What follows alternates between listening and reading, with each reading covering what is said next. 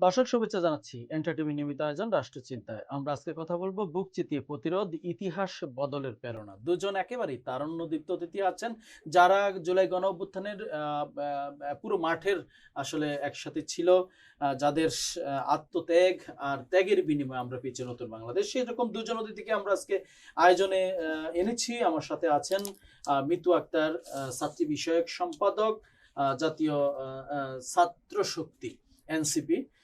আমার সাথে আছেন আনোয়ার পারভেজ সহ সভাপতি, জাতীয়তাবাদী ছাত্রদল কেন্দ্রীয় কমিটি। দুজন অতিথিকে ধন্যবাদ জানাই আজকে স্টুডিওতে উপস্থিত হওয়ার জন্য। দর্শক, পুরো অনুষ্ঠান জুড়ে আমি আপনাদের সাথে থাকবো নুরুজ্জামান হীরা। আজকের আলোচনা বিষয় বুক চিতিয়ে প্রতিরোধ, ইতিহাস বদলের প্রেরণা। ইতিহাস সাক্ষী অন্যায় অবিচারের মুখে সাহসী প্রতিরোধ বহুবার নতুন অধ্যায়ের সূচনা করেছে। কিন্তু প্রতিরোধ কেবল আবেগ নয়, এটি দায়িত্ব, ত্যাগ, আদর্শ ও ভবিষ্যৎ নির্মাণের অঙ্গীকারও। আমরা আজ আলোচনা করব কিভাবে সাহস অবস্থান একটি জাতিকে ইতিহাস বদলের প্রেরণায় পরিণত করে। দুজন অতিথির কাছ থেকে যারা জুলাই গণ অভ্যুত্থানের মাঠের যুদ্ধে আসলে আমি প্রথমেই যাই। মিতু আক্তার, আপনার কাছে একটু যেতে চাই। জুলাই গণ অভ্যুত্থানের আপনারা সাথে ছিলেন, সেই বিষাদময় স্মৃতিগুলো আসলে মনে পড়লে আপনাদের এই আবেগটা এখন আসলে কেমন হয়, বা যদি ওই সময়ের ঘটনাগুলোর দু একটু স্মৃতি, যে স্মৃতিগুলো আজও আপনাদের কাঁদায়। আজকের দিন যেটা হচ্ছে 18 তারিখ, আজকের দিনে যদি বলি মীর মুগ্ধ সহ প্রায় 35 জনের মতো নিহত হয় 2 বছর আগে। আজকের দিনে এক বিভৎস এক ইতিহাস আপনাদের সামনে দিয়ে চলে গেছে। আসলে সেই স্মৃতিগুলো মনে পড়লে কেমন লাগে আসলে, যদি একটু দর্শকদের উদ্দেশ্যে। আমরা যারা ঢাকা বিশ্ববিদ্যালয়ে পড়ি, আপনারা সবাই জানেন যে আমাদের আন্দোলনটা ঢাকা বিশ্ববিদ্যালয় কেন্দ্রিক 17 তারিখ পর্যন্ত ছিল এবং আজকে যে 18ই জুলাই, এটাকে কিন্তু বেসরকারি বিশ্ববিদ্যালয় দিবস বলা হয়, মানে জুলাইয়ের জন্য। তো আজকে সেই দিন আমি বেসরকারি বিশ্ববিদ্যালয়ে যারা নিহত হয়েছেন এবং যারা এখনো আহত আছেন সবাইকে শ্রদ্ধাভরে স্মরণ করছি এবং আজকে তাদেরকে অনেক বেশি অভিনন্দন জানাই আজকের দিনের জন্য, কারণ তারা না থাকলে হয়তো বা এই আন্দোলনের গতিশীলতা থাকতো না। তো আমার এই আজকের দিনের স্মৃতি যদি আমি বলতে চাই, তাহলে আমি বলবো যে আমার ঢাকা বিশ্ববিদ্যালয়েরই একজন কমরেড স্যার এফ রহমান হলের আমার এক বন্ধু আছেন, যিনি বর্তমানে জাতীয় নাগরিক পার্টিতে আছেন। তো উনি মানে ওই যে সাদ্দাম তো আমাদের এফ রহমান হলেই থাকতেন। ওনার হলের যে রুম, সেটা ভেঙে চুরে দিয়ে রক্তাক্ত শরীরে সে হলের সামনে একটা ভিডিও করে এবং ভিডিও করার পর তার মানে নিজে নিজে রক্তাক্ত হয়নি, যখন সে রুম ভাঙচুর করতে যায় তখন হয়তো বা কাচের কোনো জিনিস লেগে হয়তো তার হাত টাট কেটে গিয়েছিল, তখন সে রক্তাক্ত শরীর নিয়ে ভিডিও করে যে তার আসলে খুব প্রাউড ফিল হচ্ছিল যে সে হল থেকে ছাত্রলীগকে বিদায়িত করতে পেরেছিল এবং সাদ্দাম যে ছিল হচ্ছে যে ছাত্রলীগের সভাপতি, তাকে তাড়িয়ে দেওয়ার বা তাকে তার রুম টুম আসলে মানে ভাঙচুর করে দেওয়ার যে আনন্দটা সে তখন ফিল করছিল। 18 তারিখে, মানে 18 জুলাই না, মানে বলতে 17 তারিখ থেকে নিয়ে আসতেছি আসলে। তো তখন যখন সে এই কাজটা করে, কাজ করার পরে আসলে তখন কিন্তু ঢাকা বিশ্ববিদ্যালয়ে কেউ আসলে সেফ ছিল না প্রত্যেকটা জায়গা থেকে। তখন ওই মুহূর্তে আসলে সে কি করবে, তখন সে আমাকে কল দেয় এবং আমাকে কল দেওয়ার পরে আমি যেহেতু একটা মেয়ে মানুষ, একটা মেয়ে মানুষ আসলে কোনো ছেলেকে বাসায় অ্যালাউ করা কিন্তু খুবই টাফ।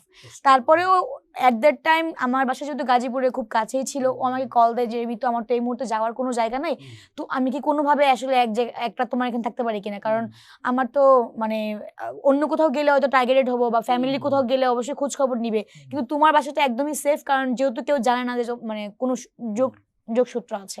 তো আমি আমার বাসায় ওকে রাখি একদিনের জন্য হলেও।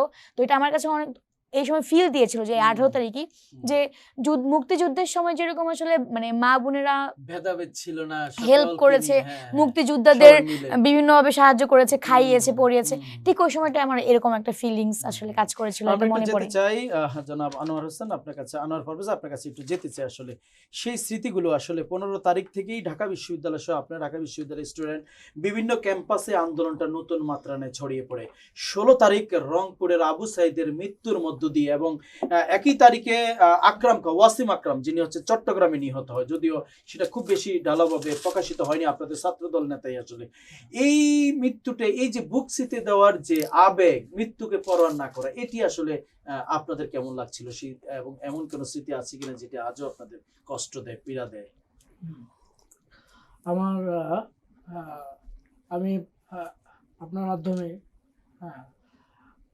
আজকে এই জুলাই আন্দোলনে নিহত শহীদ সকলকে শ্রদ্ধাভরে স্মরণ করছি। যারা আহত হয়েছেন, পঙ্গু হয়েছেন, নির্যাতিত হয়েছেন, সকলের প্রতি আমি বিশেষ কৃতজ্ঞতা পোষণ করছি। হুম। এবং আজকের দিনে আপনি বললেন যে আবেগময় স্মৃতি বা ব্যথাতুর বিষয়টা, হুম। এটা অত্যন্ত আবেগীয় বাংলাদেশের সকল তরুণ সমাজের জন্য। আমি যেটা মনে করি, এর কারণ হচ্ছে জুলাইয়ের মধ্য দিয়ে বাংলাদেশের যে হারানো স্বাধীনতা, এটা পুনরুদ্ধার হয়েছে। জি। এই পুনরুদ্ধারের ক্ষেত্রে আমরা আগে যখন মুক্তিযুদ্ধের গল্প শুনতাম তখন শিহরিত হতাম যে আমি যদি ওই সময়টাই থাকতাম। একটু ভয়ও লাগতো যে হ্যাঁ, মুক্তিযুদ্ধের সময় যদি থাকতাম হয়তো মারা যেতাম, কিংবা আমি আসলে আমার ভূমিকাটা পালন করতে পারতাম কিনা। হ্যাঁ, এগুলো নানান ধরনের কোশ্চেন বা নানান ধরনের ইচ্ছা, এগুলো আমাদের ভিতরে হয়তো আবেগতাড়িত হতো। কিন্তু যেটা সরাসরি সম্মুখে ঘটে যাওয়া বিষয়গুলো যখন সামনে আসলো, যে এই বিশেষ পরিস্থিতি, বিশেষ সমস্যাগুলো যখন নিজেরা ফেস করলাম, তখন আমাদেরকে ঠিক ওই সময়ের কথাগুলো মনে পড়ে যাচ্ছিল যে যুদ্ধের সময় তাহলে মানুষ কি করেছে। মানে প্রেরণাটা কি ছিল, আপনাদের আগ্রহ জায়গাটা কি ছিল যে 20 তারিখে সরকার কারফিউ জারি করে, সেনাবাহিনী মোতায়েন করে, র্যান্ডমলি গুলি করে মানুষ মারা হচ্ছে, আমাদের এই বিষয়ে আপনাদের স্পিডটা, আবেগটা কি ছিল? speed- মানে ভয় পাওয়ার মতো না, দেখ বিভিন্ন জায়গায় দাঁড়িয়ে গেছে, আন্দোলন সংগ্রাম চালিয়ে যাচ্ছে, গুলি করে মেরে ফেলছে একদিকে, আরেকদিকে আন্দোলন করছে, এই মানে আবেগটা কি ছিল আসলে? মানে কোন স্পিডটা আপনাদেরকে বেশি আবেগ আপ্লুত করেছে, এবং পরিবারের পক্ষ থেকে কোনো বাধা বিপত্তি ছিল কিনা আসলে? পরিবার তো সবসময় চাইতো যে আমার ছেলে সেফ থাক, সে বাড়ির বাইরে না যাক। প্রত্যেকটা বাবা মাই চায় যে বিপদ বা ঝড়ের ভিতরে আমার ছেলে না পড়ুক বা আমার সন্তান না পড়ুক। এটা ফ্যামিলির থেকে একটা ব্যারিয়ার থাকে। কিন্তু আমার মনে হয় কি, ওই দিন আমাদের বাংলাদেশের সকল পরিবারের, সকল তরুণ সমাজের সকল সন্তানদের বিবেককে জাগ্রত করেছিল। আমি একটা উদাহরণ আপনাকে বলতে পারি যে ওই সময় নারায়ণগঞ্জে সম্ভবত শিশু আনাস 16 বছর বয়স, সে মায়ের কাছে একটা চিঠি লিখে এসেছিল যে মা, আমি বাইরে যাচ্ছি, আমি একটু বাসার বাইরে যাচ্ছি। হ্যাঁ, জুলাই আন্দোলনে আমি স্বৈরাচার ফ্যাসিস্ট সরকারের এই যে দমন পীড়ন, একটার পর একটা লাশ, মানে মানুষকে মেরে ফেলছে, ছাত্রদের মেরে ফেলছে, রিক্সাওয়ালাকে ধরে পায়ে গুলি করে দিচ্ছে, এগুলো দিকে তার শিশু মন কিন্তু বাড়িতে থাকতে পারে নাই। সেই ক্ষেত্রে দেখা যাচ্ছে যে আমরা তো তাদের চাইতেও অনেক আপডেট, আমরা তো রাজনৈতিক মানুষ, রাজনীতির ভিতরে আছি, আমরা কিভাবে বাড়িতে থাকবো, বাসায় থাকবো। তারপরেও ধরেন মীর মুগ্ধ, তারপরে হলো আমরা আপনার কাছে আসবো, আপনার কাছে আসবো, একটু যেতে চাই মিতু আক্তার, যেটি বলছিলেন আসলে একটু আগে আমি কথা বলছিলাম, সদ্য বিবাহিত, অর্থাৎ এই যে জুলাই গণঅভ্যুত্থানের 2 দিন তিনি বিয়ের পরে 2 দিন তিনি বাসায় সময় দিয়েছেন, 3য় দিন থেকে তিনি রাস্তায় নেমে পড়েছেন। এই যে বললো যে 16 বছরের আনাস, এই যে আমরা দেখেছি এই জুলাই গণঅভ্যুত্থানে 4 বছরের শিশুও মৃত্যুর মুখে পড়েছে। এই যে এত কিছুকে উপেক্ষা করে মানে আপনাদের আবেগটা কি ছিল, স্পিডটা কি ছিল? অন্যদিকে হচ্ছে মেয়ে মানুষ, মানে পরিবারের পক্ষ থেকে কোনো বাধা ছিল কিনা, বা এরপরে এত বাধা বিপত্তিকে অতিক্রম করে, ভয়কে জয় করে কিভাবে আপনারা নেমেছিলেন? মানে স্বপ্নটা কি দেখেছিলেন, কি প্রত্যাশাটা ছিল, আমি যদি মানে আসলে কি আকাঙ্ক্ষাটা ছিল, কি নেশাটা ছিল আপনাদের চোখে মুখে? আপনাদের প্রথমত হচ্ছে যে আমি ঢাকা বিশ্ববিদ্যালয়ে পড়ুয়া একজন শিক্ষার্থী, এবং আপনি খুব ভালো করে জানেন যে ঢাকা বিশ্ববিদ্যালয়ের প্রত্যেকটা শিক্ষার্থী দেখবেন যে যদি সে পলিটিক্যাল না হয় তাহলে দেখবেন যে সে সেন্ট্রাল লাইব্রেরিতে যাচ্ছে, পড়াশোনা করছে, মানে অনার্স শেষ করার পর বিসিএস এ পড়াশোনা করার জন্য কিন্তু সেন্ট্রাল লাইব্রেরিতে প্রচুর মানুষজন থাকে। তো আমিও একটা একাডেমিক মানুষ, আমার কিন্তু একাডেমিক রেজাল্ট আলহামদুলিল্লাহ ভালো। তো সেই জায়গা থেকে আমি একটা একাডেমিক মানুষ ছিলাম, পুরোপুরি অ্যাপলিটিক্যাল মানুষ ছিলাম, এবং আমি পলিটিক্স পছন্দই করতাম না। তো আমার প্রথমত নিয়ত ছিল যে কোটা বিরোধী আন্দোলন হচ্ছে, এবং আমি টিউশনই করাতে যাচ্ছিলাম, তার মাঝখানে দেখলাম যে এত বড় মিছিল নিয়ে যাচ্ছে। তো আমার মনে হলো যে এতগুলো মানুষকে এমনি যাচ্ছে মিছিলে, মানে কোনো না কোনো কারণ তো অবশ্যই আছে, এবং একসময় কিন্তু সকল শ্রেণী মানুষ আসলে নেমে গেছে, এখানে উচ্চবিত্ত, উচ্চ মধ্যবিত্ত, নিম্নবিত্ত, একেবারে সকলের একটা অভয়ারণ্য তৈরি হয়েছে। জি। তো ওই জায়গা থেকে যে যখন নেমেছি, নামার পরে আমি 15 তারিখে আমি নিজে ভিসি চত্বর ছিলাম, আমি এই মারের মাঝখানে ছিলাম, আমার বন্ধুকে মেরেছে, আমার ছোট বোনকে মেরেছে, মানে আমার বান্ধবীকে মেরেছে, আমি নিজের চোখে যেটা দেখেছি, এরকম দেখার পর তো তাদের প্রতি মানে ঘৃণা ছাড়া আর কিছু থাকতে পারে না। এই যে ঘৃণা, এই যে ক্ষোভ, এই যে তাদের সম্পর্কে তাদের যে একচেটিয়া ক্ষমতার যে ব্যবহার, এই জিনিসগুলোর যে এতদিনের একটা মানে একটা ক্ষোভ, এই ক্ষোভ থেকে আসলে আমার মনে হয় যে আমাদের এই মানে পরিস্ফুটনটা হয়েছে জুলাইয়ে, এবং প্রত্যেকটা মানুষের মধ্যে ক্ষোভের জন্মের কারণে কিন্তু আজকে এত বড় একটা গণ অভ্যুত্থান সম্পন্ন হয়েছে। তবে আমার এই যে প্রত্যাশা, হ্যাঁ এই যে স্বপ্ন, ভয়কে জয় করে আজকে গণ অভ্যুত্থান সংগঠিত হওয়ার পরে নতুন সরকার, আপনি কি মনে করছেন এই সরকার যে স্বপ্ন আপনাদের ছিল, যে প্রত্যাশা ছিল বাংলাদেশকে নিয়ে, সেই জায়গায় মানে সরকার এগুচ্ছে, আপনি কি মনে করছেন? এই জায়গায় আমার একটা কথাই থাকবে যে হচ্ছে, প্রথমত ভাই যেহেতু আসলে আমার থেকে ভিন্ন আইডিওলজি মানে ধারণ করেন, হ্যাঁ। তো ভাইকে আমি আসলে একটু প্রশ্ন করতে চাই যে জুলাইয়ে আপনারা সরব ছিলেন, মাঠে ছিলেন, জুলাইয়ে আপনাদের কমরেড আমি যাব আপনাদের কমরেড তারা হচ্ছে যে শহীদ হয়েছেন, আপনারা দাবি করেন যে আপনাদের ছাত্রদল বলেন, যুবদল বলেন, সবাই মিলিয়ে একটা বড় মানে সংখ্যক মানুষ জুলাই শহীদ হয়েছেন, আহত হয়েছেন, কিন্তু তারপরেও আসলে কেন সরকারে আসার পর তারা জুলাই সনদ নিয়ে এত কাহিনী করছে, কেন তারা গণভোটের রায় আসলে বাস্তবায়ন করছে না? এই প্রশ্নটা আসলে আমাদের মনের মধ্যে থেকেই যায়। আমরা যাব সেই প্রশ্ন। আপনি আপনার প্রত্যাশা মনে করছেন? প্রত্যাশা না অবশ্যই, তো প্রত্যাশার জায়গা তো আছে। আমার মনে হয় যে জনাব তারেক রহমান যিনি আছেন, তিনি অবশ্যই জেনজিদের পালস বুঝেই কাজ করার চেষ্টা করছেন। যেহেতু উনি দীর্ঘ সময় লন্ডনে ছিলেন, বিদেশিদের যেই চলাফেরা, ওই জিনিসটাকে উনি ফলো করার চেষ্টা করছেন বাংলাদেশে নিয়ে আসা। কিন্তু এই যে বাংলাদেশের যে একটা ছাঁচ অলরেডি তৈরি হয়ে আছে, যে পলিটিক্যাল কালচার তৈরি হয়ে আছে, সেই পলিটিক্যাল কালচারটাকে পরিবর্তন করে নতুন করে আবার কোনো ছাঁচে ফেলে তাকে পরিবর্তন করা অনেক টাফ। তো সেখানে প্রধানমন্ত্রী পিছিয়ে যাচ্ছেন এবং তার যে সারাউন্ডিংস এর মানুষজন আছেন তাকে আসলে ওই সামনে এগোতে দিচ্ছে না বলে আমি মনে করছি। ধন্যবাদ। আসবো আপনার কাছে, নিশ্চয়ই উত্তর দিবেন এটার। তারপরে আমরা আরেকটা প্রশ্ন আপনার কাছে যে কথাটি বলছিলেন, আসলে জুলাই গণ অভ্যুত্থানে নিশ্চয়ই আপনাদের ত্যাগ নিঃসন্দেহ অবিস্মরণীয়, আসলে এটা বলার অপেক্ষা রাখে না। তারপরেও বলছেন যে সেই অনুযায়ী যে জুলাই গণ অভ্যুত্থানের সরকারের যে জুলাই সনদ বলছিলেন, আবার এই মাত্র 2 বছর বয়স, এখন যে মাসটি চলছে জুলাই গণ অভ্যুত্থানের মাস, যেই মাসে মানুষ যুদ্ধ করে স্বাধীনতা এনেছে দ্বিতীয়বার, আসলে সেই দিনটিতে আমরা দেখছি জুলাই স্মৃতিস্তম্ভ বানিয়ে জুতা নিক্ষেপ করছে, ব্যঙ্গ করছে, অবমাননা করছে জুলাইকে, যেখানে আপনাদের সহযোদ্ধারা ভাইরা নিহত হয়েছেন এই যুদ্ধে, এই সংগ্রামে, এই গণ অভ্যুত্থানে, সেখানে এই যুদ্ধকে কলঙ্কিত করছে। আপনারা মানে কোনো উদ্যোগ নিচ্ছেন না, আসলে এটা কি প্রশ্ন আসলে যাচ্ছে মানুষের কাছে? শুরুতেই আমি আপনার কোশ্চেনে এটা অত্যন্ত শ্রদ্ধা ভরে দ্বিমত করছি এই কারণে যে আপনি বললেন যে আমরা এগুলো ঠেকানোর ক্ষেত্রে উদ্যোগ নিচ্ছি না, এটা সম্পূর্ণ মানে সঠিক না। আমি কি আপনাকে বলবো, উদাহরণ দিয়ে বলবো? গত 1 সপ্তাহ আগে জুলাই স্মৃতিস্তম্ভ লেখে সেখানে আওয়ামী লীগের সাবেক কর্মী, আওয়ামী লীগ করত তিনি জুলাই স্মৃতিস্তম্ভ, এখন অন্য দলের নামধারী, তিনি জুলাই স্মৃতিস্তম্ভে জুতা নিক্ষেপ করছেন। এটা কি আপনাদের চোখে পড়েছে কিনা? সরকারের তিনি এখন পর্যন্ত, গতকালও তিনি আপনার তিনি 7 থেকে 8 জন নিয়ে তিনি দেখলাম মিছিল করছেন জুলাই কে ব্যঙ্গ করে, এখন পর্যন্ত কিছু হয়নি। আমি আপনার এই বিষয়ে আমি জানি না, আমি এট ফার্স্ট আপনার থেকে এই বিষয়টা ইনফরমেশন পেলাম। মোমেন মেহেদী, আপনাকে নামও বলে দিলাম। আমি আপনাকে নতুন ধারা বাংলাদেশ নামে একটা দল, মোমেন মেহেদী, তিনি গতকাল 7 থেকে 8 জন নিয়ে মিছিল করছেন জুলাইয়ের বিপক্ষে। আমি নিজেও দেখেছি বিভিন্ন জুলাই যে স্তম্ভ হয়েছে, অথচ জুলাই সরকার প্রতিষ্ঠিত। আমাকে একটু অ্যানসার করার সুযোগ দেন, এই বিষয়ে আমি বলি। মোমিন মেহেদী যে লোকটার নাম বললেন, সেই লোকটার বাড়ি সম্ভবত শেরপুরে। আচ্ছা, হ্যাঁ, আমি বাড়ি জেলা শেরপুরে। হ্যাঁ, আমি তার সম্পর্কে একটু জানতাম, সে একটু এই টাইপের লোক ছিল অনেক আগে, মানে আমি বিভিন্ন কো-কারিকুলাম অ্যাক্টিভিটিস এর সাথে আগে থেকে, আওয়ামী লীগের সময় আওয়ামী লীগেরই মানে উনি আওয়ামী লীগের পারপাস আওয়ামী লীগের কোন এক সংগঠনে হয়তোবা ছিলেন। জি জি, হ্যাঁ, তো উনি ব্যক্তি হিসেবে ওইরকম ফেমাস কেউ না, ফেমাসের বিষয় না। জুলাইকে আমাকে একটু শেষ করতে দেন, আমি একটু শেষ করি। উনি ব্যক্তি হিসেবে একেবারে মানে ওইরকম বিখ্যাত কেউ না, একেবারে নরমাল কোয়ালিটির একজন লোক।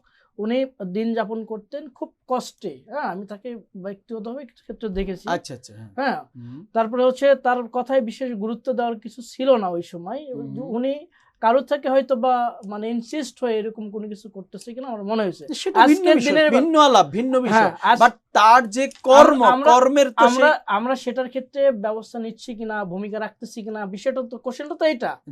আমি আজকে এখানে আসার আগে, স্টুডিওতে আসার আগে আপনাকে দেখাবো, আপনি দেখবেন হয়তোবা আমার ফেসবুকে আমি মোমিন মেহেদীর এই বিষয়টা শেয়ার করে এসেছি। আপনি একটু আগে বললেন তো আপনি জানেন না কেউ? না, আপনি জুতো নাম নিক্ষেপ বলার পরে। করতেছে, জুতো আচ্ছা। নিক্ষেপ করতেছে, আমি হ্যাঁ। তার যে বিষয়টা এখানে দেখেছি, জি, হ্যাঁ, সেখানে জুতো নিক্ষেপ করার কোনো বিষয়টা ছিল না। সে দেখি সংবাদ সম্মেলন করতেছিল যে এটা গতকালকে, হ্যাঁ, আমি এটাই গতকাল। বলছি, এটা হচ্ছে হ্যাঁ, গতকালকে।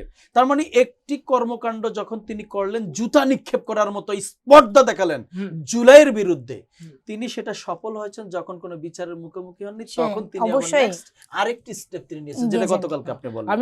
আমি এটা জানি না যে তার এই বিষয়টা হুম। কর্তৃপক্ষ বা সুনির্দিষ্ট আমাদের দলের বা সরকারের হুম। চোখে পড়ছে কিনা, দৃষ্টিগোচর হয়েছে কিনা। যদি হুম। হয়তো হুম। বা হয়ে থাকে, অবশ্যই তার বিরুদ্ধে ব্যবস্থা নেবেন। এই যে আপনারা আমাকে বললেন, হুম। আমি আমার জায়গা থেকে আনোয়ার ভাই, প্রশ্ন তো সর্বোচ্চ এটাও জাগে জায়গায়- না ভাই, ভাই প্রশ্ন তো এটাও জাগে যে জি। আসলে এই যে উনি জুলাই স্তম্ভে কিন্তু বাংলাদেশের 64টি জেলায় বিভিন্ন যে গুরুত্বপূর্ণ স্থান যেখানে আন্দোলন হয়েছে হুম। সেখানে কিন্তু জুলাই স্তম্ভগুলো হয়েছে। তো এই জুলাই স্তম্ভে যখন জুতা নিক্ষেপ করে না, তিনি এবং লিখে, সে যদি কাগজ দিয়ে লিখে, এবং সে জুলাই আওয়ামী লীগের স্মৃতিস্তম্ভ, পারপাস কাগজ দিয়ে সার্ভ করে, যারা আওয়ামী লীগের ছিল তারাই তো আসলে এই কাজগুলো করবে, এটা তো বুঝাই যায়। আপনি হুম। নিজেও বলছেন যে হয়তোবা সে কারোর প্রলোভনে প্রবচনায়, হ্যাঁ। করতেছে এরকম কিছু। হুম। তাহলে কি আমরা কি বলতে পারি যে আসলে আপনারাও কোনো না কোনো ভাবে আসলে আওয়ামী লীগের সাথে আতাত করে মিলেমিশে চলার চেষ্টা করছেন কিনা? এটা কখনোই সম্ভব না, কারণ আপনি এই বিষয়টা জানেন না হয়তো বা জানেন হয়তো বা, সেটাও আমি জানি না। এই জুলাই আন্দোলনে বাংলাদেশ জাতীয়তাবাদী দল এককভাবে আমরা আমাদের সহযোদ্ধাদেরকে হারিয়েছি, 422 প্লাস জি। সহযোদ্ধাকে হারিয়েছে, তারা জি। শহীদ হয়েছেন। জি, জি। এবং কত লোক পঙ্গুত্ব বরণ করেছেন, হুম। আহত হয়েছেন। 30,000-এর হ্যাঁ, মতো, এটার- কারো এক পা, কারো এক হ্যাঁ, চোখ, হ্যাঁ। কারো এক এইটার হাত। হিসাব নেই। জি। তারপরে হচ্ছে এককভাবে বাংলাদেশ জাতীয়তাবাদী ছাত্র দলের আমরা আমাদের 122 জন সহযোদ্ধাকে হারিয়েছি জুলাই আন্দোলনে। হুম। এত বড় ত্যাগ, এত বড় কিছু হারানোর পরে আপনার কি করে মনে হলো যে আওয়ামী লীগ নামে একটি সংগঠনকে না ভাই, বাংলাদেশে আমার রাজনীতি ভাই এই করতে জন্য দেওয়া? মনে হয়নি, আমার মনে হচ্ছে যে আপনাদেরই সহযোদ্ধা যদি 122 জন বলেন, এত মানুষজন যদি হচ্ছে যে ওইখানে নিহত হয়ে থাকে, হুম। তাহলে ভাই কেন আসলে জুলাই সনদ নিয়ে আপনাদের দলের এত তালবাহানা? জুলাই সনদ নিয়ে আমাদের দলের আসলে কোনো টালবাহানা নেই। তাহলে কেন আপনি বাস্তবায়ন একটা করছেন না বিষয় কেন? মনে করবেন, একটা বিষয় দেখছেন কিনা আমি জানি না, মাননীয় প্রধানমন্ত্রী থেকে শুরু করে যারা আছেন আমাদের দলের সর্বোচ্চ মহলে, তারা কিন্তু জুলাই নির্বাচনের সময় ইশতেহার দিয়েছিলেন যে জুলাই ক্ষেত্রে এই সনদের কোন কোন ধারা তারা হচ্ছে নোট অফ বাস্তবায়ন ডিসেন্ট দিয়েছেন। করবেন। জি, এবং note of note of dissent dissent দিয়েছেন। এবং দিয়েছেন। কিন্তু সালাউদ্দিন আহমেদ এটাও বলেছেন সংসদের মধ্যে যে আমরা ওইখানে শুধু সাইন করেছিলাম এই জন্যই যে জি। নির্বাচন যেন না পিছায়। মানে নির্বাচনটা করার একটা জন্য, হটকারী নির্বাচনটা করার একটা জন্য হটকারী সেটা কথা বলছিলেন উনি আসলে। কিভাবে সংসদের দ্বারা বলতে পারে? স্বরাষ্ট্রমন্ত্রীর মতো একজন মানুষ বাংলাদেশের জনগণের ইমোশন, আবেগ, অনুভূতি নিয়ে কিভাবে খেলতে পারে? আমি আসলে আপনি যেটা বললেন মানে যে- এই বক্তব্যকে আপনি সমর্থন করেন আপনি কিনা? আপনি হ্যাঁ। যেটা বললেন এটা আমি জি। আসলে দেখি নাই। উনি এটা আমার কি বলেন, এত আমার ভাইরাল মনে একটা হয় যে বক্তব্য যদি আপনি না এটা- দেখেন তাহলে না, কেমনে এটা হয়? তো এটা তো আমাদের অবশ্যই বলেছেন স্বরাষ্ট্রমন্ত্রী এবং স্পষ্ট স্বরাষ্ট্রমন্ত্রী বলেছেন আসলে। সংসদে বলেছেন। আমি যদি প্রধানমন্ত্রী আসলে এটা বলেছেন। দেখতে থাকতাম, যদি দেখতাম তাহলে এই বিষয়ে তো আমি ভালোভাবে ব্যাখ্যা দিতে আচ্ছা, পারতাম। আচ্ছা, আমরা একটু অন্য প্রসঙ্গে যাই। আবু সাইদের পরিবার একটি বাড়ি পেয়েছে, আসলে আর্থিক সহায়তা পেয়েছে, কিন্তু তার বাবা আক্ষেপ করে বলছেন যে তার চেয়ে বেশি হচ্ছে যে কয়েক জায়গায় তিনি সাক্ষাৎকার দিয়েছেন, বড় চাওয়া হচ্ছে হত্যাকাণ্ডের জন্য রায়টা কার্যকর Yes. হয়। তো আপনি কি মনে করছেন আমরা সেই প্রত্যাশাটা করতে পারি? তার রায়টা ইতিমধ্যে রায় হয়েছে নিশ্চয়ই আপনি জানেন। প্রথম রায় যেটি হচ্ছে 17ই নভেম্বর 2025 সালে সাবেক প্রধানমন্ত্রী, সাবেক স্বরাষ্ট্রমন্ত্রী আসাদুজ্জামান খান কামাল, সাবেক আইজিপি, তার মাত্র 5 বছরের জেল হয়েছে আসলে। আপনি কি মনে করছেন যে এই রায়টি আসলে কার্যকর হবে? প্রত্যাশা রাখতে পারি আমরা? হ্যাঁ, আমি আপনার মাধ্যমে বাংলাদেশের সকল নাগরিককে, দর্শককে এই বিষয়টা আশ্বস্ত করতে চাই যে স্পিড নিয়ে বাংলাদেশের প্রথম শহীদ আবু সাহিদ, হ্যাঁ, তার আত্মার শান্তির জন্য হলেও এই রায়টা আমরা অবশ্যই বাংলাদেশ নতুন সরকারের কাছে এটা বিনীতভাবে চাইব। আমি বাংলাদেশ সরকারের সহযোগী একটি সংগঠন হিসেবে জাতীয়তাবাদী ছাত্র দল থেকে দাবি জানাবো, পাশে থাকব এবং সর্বক্ষেত্রে যাতে সকলের কাছে এটা সমাদৃত হয়, এই রায়টা যাতে কার্যকর হয়, সকল ক্ষেত্রে আমরা সরকার দেখছি, ভূমিকা রাখবে আমরা বলে দেখছি- আপনারা হ্যাঁ আপনারা এটা প্রত্যাশা করতে পারেন ধন্যবাদ। আমরা দেখছি জনাব মিতু আক্তার, আমরা দেখেছি কিন্তু যে ছাত্র দলের সভাপতি রাকিব কিন্তু যখন ওনাদেরই একজন সংসদ সদস্য জুলাইকে নিয়ে যখন ভিন্ন বার্তা দিচ্ছিল, তিনি কিন্তু প্রতিবাদ করেছেন কিন্তু। ওই যে আমরা ধন্যবাদ জানাই। জি, আমাদের আপনার কাছে প্রশ্ন হচ্ছে 5ই আগস্ট যেই দিন সাবেক প্রধানমন্ত্রী পালিয়ে যায় বা যেটাই হোক, সেই দিন কিন্তু আপনার 309 জন মানুষ নিহত হয়েছে সেই দিনও, জি জি ইভেন 25 জনের মতো পুলিশ নিহত হয়েছে। আসলে এই আপনার কাছে প্রশ্ন হচ্ছে এই হত্যাকাণ্ডের গুলোর বিচার প্রক্রিয়া বা হত্যাকাণ্ডের যে সংখ্যাটা নিয়ে একটা বিতর্ক তৈরি হয়েছে। স্বাধীনতার 55 বছর পরে এখনো আমরা ইতিহাস বিকৃত করার নজির দেখছি। আসলে প্রশ্ন হচ্ছে মাত্র 2 বছর বয়স হলো, গণ অভ্যুত্থান সংগঠিত হলো, যারা যুদ্ধ করেছে, যারা গণ অভ্যুত্থানে ছিল তারাও বেঁচে আছেন, যারা বিপক্ষে ছিল তারাও বেঁচে আছেন, অথচ সংখ্যাটা নিয়ে একটা বিতর্ক। 834 জনের বা 44 জনের একটা তালিকা মুক্তিযুদ্ধ মন্ত্রণালয়ে আছে, যদিও আন্তর্জাতিক সংস্থা, আমাদের জাতিসংঘ, মানবাধিকার সংস্থাগুলো বলছে এটা 1400 প্লাস।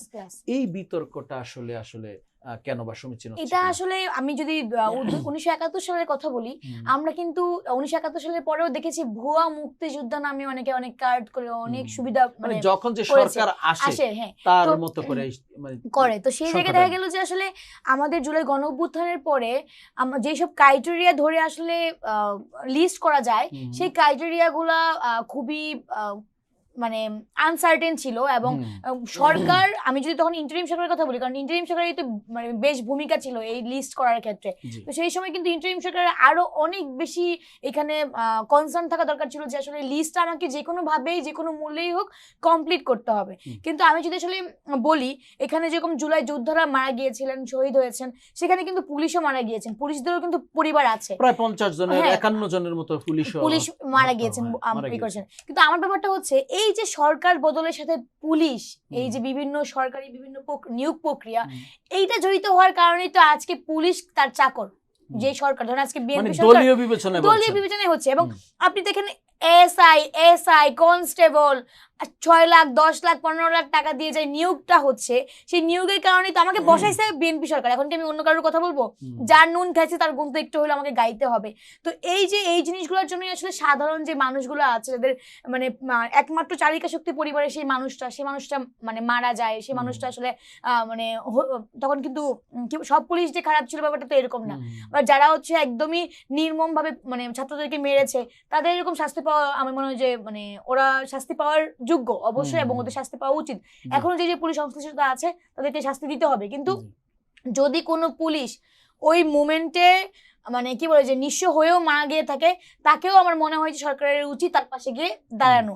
তবে আমরা আসলে যে কোটানা মেধার যে আন্দোলন করেছিলাম, সেখানে আমার মনে হয় যে জুলাই গণঅভ্যুত্থানের পরে যারা আসলে শহীদ হয়েছেন তাদের পাশে দাঁড়ানো উচিত, কিন্তু সেটাকে আবার কোটা বানাই ফেলা উচিত না। আচ্ছা, ধন্যবাদ। দর্শক, আপনারা দেখছিলেন বুক চিতিয়ে প্রতিরোধ, ইতিহাস বদলের প্রেরণা। কথা বলছিলেন দুজন অতিথি, আমাদের একেবারেই তারুণ্যদীপ্ত আনোয়ার পারভেজ, সহসভাপতি জাতীয়তাবাদী ছাত্রদল কেন্দ্রীয় কমিটি। কথা বলছেন মিতু আক্তার, ছাত্রী বিষয়ক সম্পাদক, জাতীয় ছাত্রশক্তি এনসিপি। দুজন অতিথি কথা বলছিলেন বাস্তবতা নিয়ে। দর্শক, ছোট্ট একটা বিজ্ঞাপন বিরতি, ফিরে আসছি, সাথে থাকুন।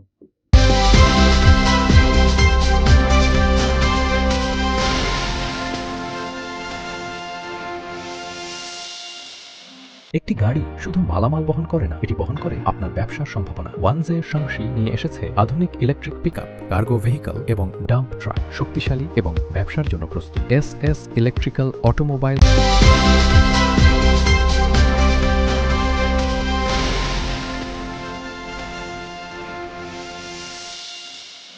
দর্শক, বিজ্ঞাপন বিরতির পর আবারও ফিরে আসলাম। আমরা কথা বলছিলাম বুক চিতিয়ে প্রতিরোধ, ইতিহাস বদলের প্রেরণা। দুজন অতিথি কথা বলছেন মিতু আক্তার, ছাত্রী বিষয়ক সম্পাদক, জাতীয় ছাত্রশক্তি। কথা বলছিলেন আনোয়ার পারভেজ, সহসভাপতি জাতীয়তাবাদী ছাত্রদল কেন্দ্রীয় কমিটি।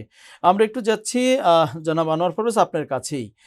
যেই জুলাইদের তরুণদের যে আত্মত্যাগ, রাষ্ট্র কি মূল্যায়ন করতে পারবে? আসলে যে আত্মত্যাগ, তারা গুলির মুখে একেবারে কুণ্ঠাবোধ করেনি আসলে জীবন দিতে। অনেক সীমাবদ্ধতা, পরিবারের সীমাবদ্ধতা, সব কিছু বেরিয়ে রাস্তায় নেমে এসেছে। একটা স্বপ্ন দেখেছিল, একটা মানবিক মূল্যবোধের বাংলাদেশ, একটা স্বপ্ন দেখেছিল বাসযোগ্য বাংলাদেশের জন্য। আমরা কি আসলে মনে করছেন আমরা সেদিকে আসলে যেতে পেরেছি? ধন্যবাদ আপনাকে। আমার কাছে এই বিষয়টা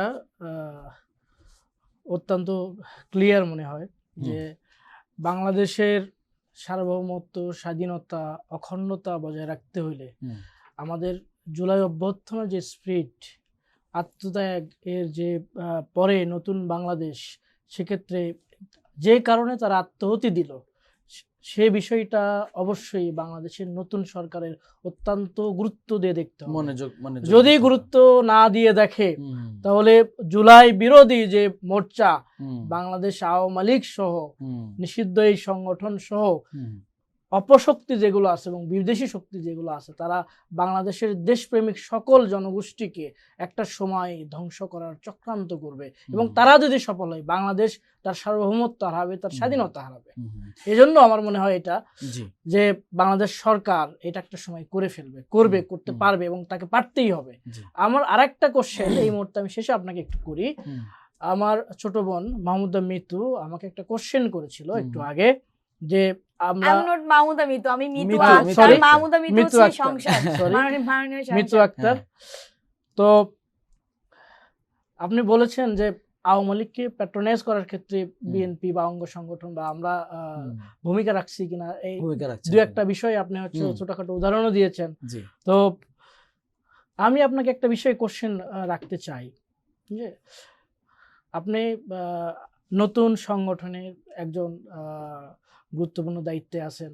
আমরা চাই বাংলাদেশের যে রাজনৈতিক শূন্যতা, এই শূন্যতায় নতুন সংগঠন হিসেবে আপনাদের পথ চলা শুভ হোক, সুন্দর হোক, আরো বিস্তৃত হোক, আপনারা মাথা তুলে সুন্দরভাবে দাঁড়ান, আপনারা স্বকীয়তার প্রমাণ দেন, আমরা এটা চাই।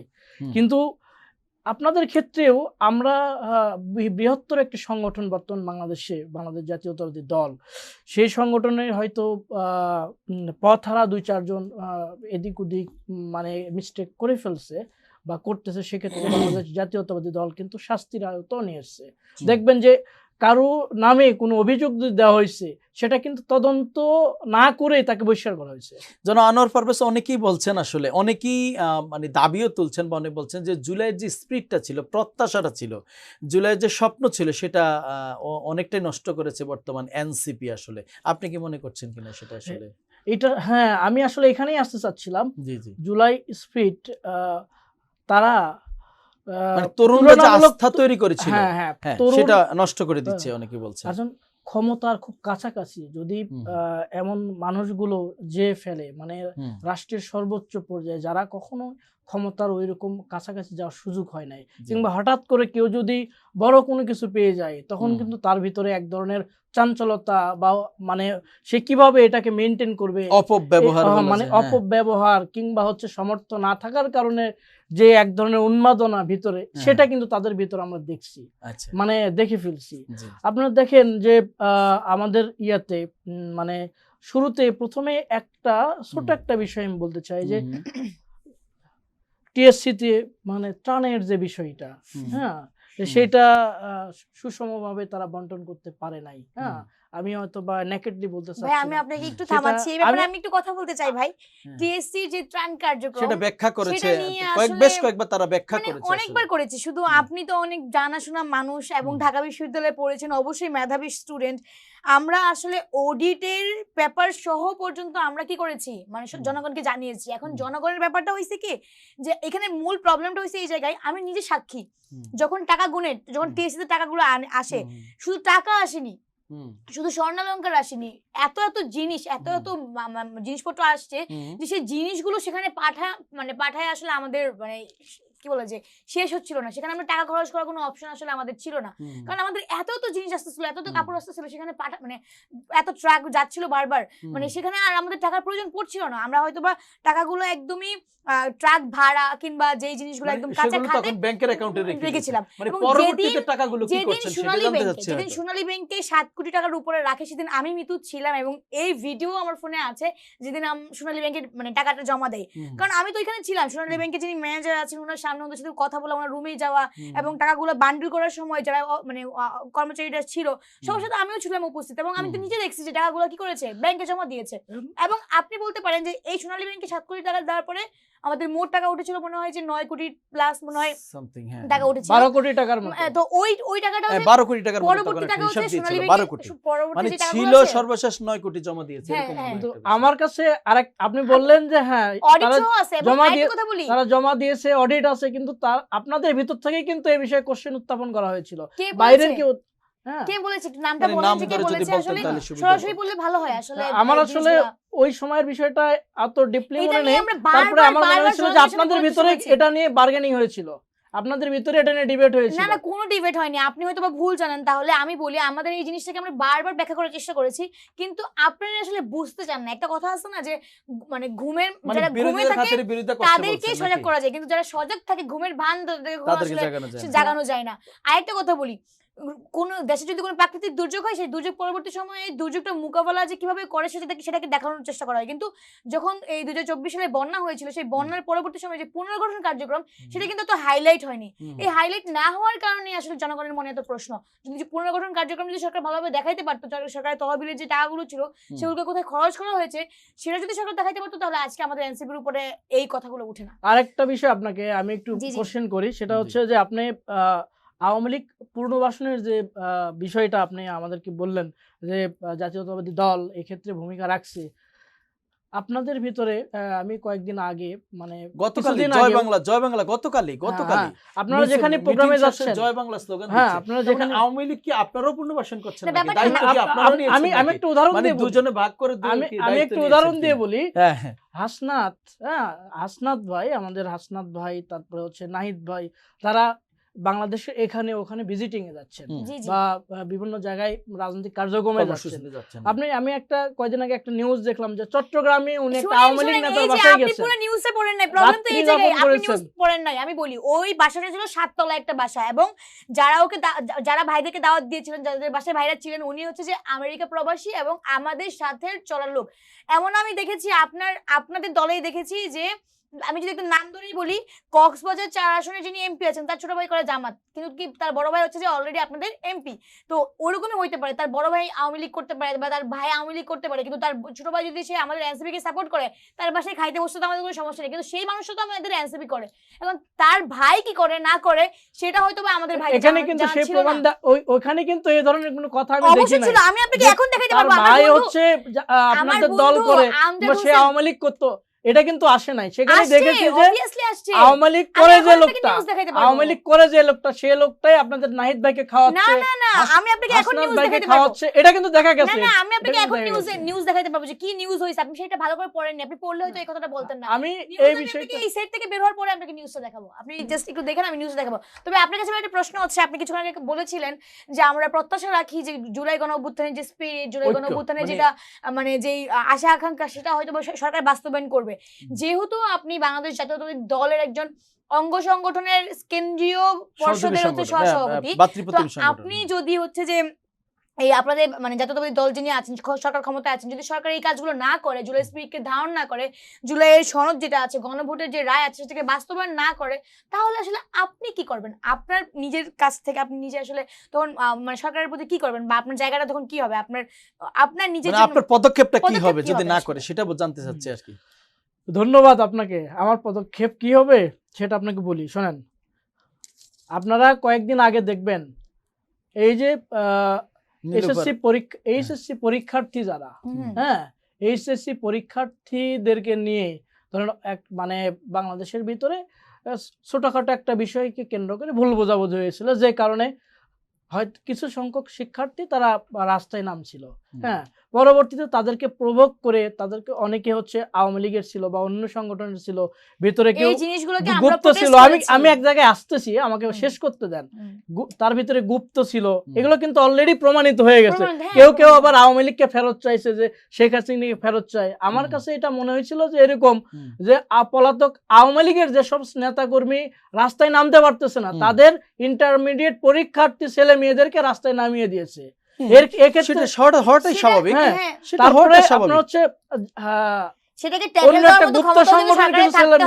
তারও চিন্তা ছিল, হ্যাঁ, তো আপনি আমার থেকে জানতে চাচ্ছেন এই যে আন্দোলনে সেখানে ছাত্র দলের ভূমিকা দেখেছেন? ছাত্রদল কিন্তু সায়েন্স ল্যাব মোড়ে আমার দেখেছি, কিন্তু বন্ধু, আমার আমি একটা কথা সহযোদ্ধা, বলি। ছাত্রদল কেন্দ্রীয় সংসদের সাধারণ সম্পাদক নাসির উদ্দিন নাসির কিন্তু আমাদের সকল ছাত্র সংগঠনের অনেকেই নিয়ে ওখানে গিয়েছিল, তাদের ছাত্রদের পক্ষে দাঁড়িয়েছিল। কেন ছাত্রদের পক্ষে দাঁড়িয়েছিল? এইটা যৌক্তিকতা যদি এরকম থাকে যে এটা মানুষের পক্ষের এবং মানুষ যেটাকে চায় সেটার পক্ষে দাঁড়ানো দরকার আছে, জনমানুষের দাবি, সেক্ষেত্রে ছাত্র সংগঠন হিসেবে ছাত্রদল কিন্তু জনমানুষের পক্ষে দাঁড়িয়েছিল। সেক্ষেত্রে বাংলাদেশ নতুন সরকার, আমাদের বিএনপির সরকার এরকম ভূমিকায় যদি নেয়, তখনও আমি আপামর জনসাধারণ যেদিকে থাকবে সেখানে থাকবে। আমরা একেবারে শেষ পর্যায়ে আছি, যদি ছোট্ট করে আমরা একেবারে শেষ পর্যায়ে ব্যবসায়ী এবং শিল্পপতিরা আমরা দেখেছি সেই সময় গণ অভ্যুত্থানের সময় একেবারে যখন গণহত্যা করছে, যখন মানুষ মারছে, শিশু মারা যাচ্ছে, 4 বছরের শিশু পর্যন্ত মারা গেছে, ঘরে নিরাপদ না, সেই সময় সেই বিভৎসতার সময় এই কিছু চিহ্নিত অপব্যবসায়ী শিল্পপতিরা শেখ হাসিনাকে আবারও ক্ষমতা রাখা, সেই সরকারকে ক্ষমতা রাখার দৃঢ় প্রত্যয় করছেন। এখন সেই ব্যবসায়ীদেরও তেমন বিচারের মুখোমুখি করা হয়নি। এটি কি আসলে যেই জুলাই গণ অভ্যুত্থান জেলখানা থেকে সংসদে যাকে এনেছে, যাদেরকে এনেছে, এমনও রেকর্ড আছে, নিশ্চয়ই জানেন যে ফাঁসির আসামি, যাবজ্জীবন আসামি, তারা আজকে সংসদ সদস্য হয়েছে জুলাইয়ের কারণে।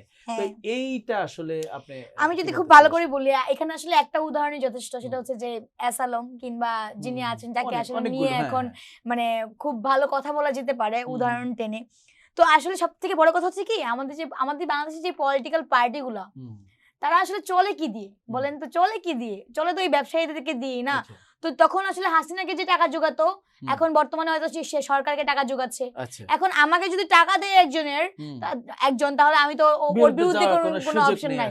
যতই সে আমার খুন করুক, খারাপি করুক, যতই সে আমার মানুষ মারুক, কিন্তু সে কি করতেছে? আমাকে টাকা দিচ্ছে। টাকার লোভ, বড় লোভ, এবং সেই লোভ থেকে নিজেকে সামলায়। আপনি বলছেন সরকার এদের বিচারের মুখোমুখি করতে পারবে না, কারণ তাদেরকে টাকার যোগান দিচ্ছে, ফান্ডিং তো তারাই করছে। তাহলে আসলে তাদের বিরুদ্ধে কিভাবে যাবে? আপনি কি মনে করছেন আসলে এই বিষয়টাকে? আপনি ব্যবসায়ীদের যে একসময় তারা সরকার যখন থাকে, যে সরকার থেকে সরকারি দলে তারা থাকে, তখন এই বিষয়টা কি আসলে সরকার যখন মানুষ মারছে তখন মানুষের জনগণের পক্ষে কিন্তু দাঁড়ায়নি, আসলে এদের বিচারের মুখোমুখি করাটা সময়ের দাবি কিনা? বা এটা অবশ্যই বর্তমান সময়ে তরুণ রাজনীতিবিদ যারা আছেন, বাংলাদেশের সকল মানুষই আসলে এটা চায় যে সমস্ত ব্যবসায়ী স্বৈরাচার হাসিনা সরকারের ক্ষমতাকে দীর্ঘস্থায়ী করার জন্য ভূমিকা রেখেছিল, কাজ করেছিল, তাদের শাস্তি হোক, তারা বিচারের আওতায় আসুক, আমরা এটা চাই।